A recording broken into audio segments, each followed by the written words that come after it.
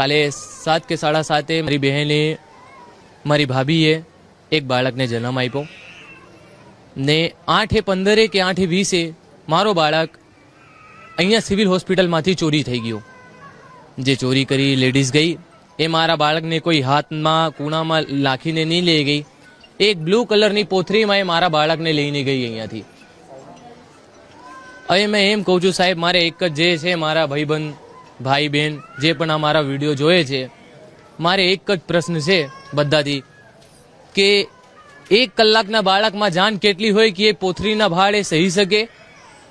અત્યારે એની present time પર હાલત શું છે? અત્યારે બાળક છે કે નથી છે અમને કંઈ ખબર જ નથી. બાળક મારો રડતો હતો, મારી બેન હતી ત્યાં. પછી જે લેડીઝ ચોરી કરીને ગઈ એ કહે કે લાવ બાળકને હું ચૂપ કરાવી દઉં. મારી બહેન એને ઇન્સાનિયત માટે બાળકને આપ્યું, એને બાળકનું રણવાનું બંધ કરાવ્યું.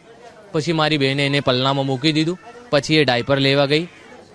એના વચ્ચે મારું બાળક અહીંયા સિવિલ હોસ્પિટલમાંથી ચોરી થઈ ગયું.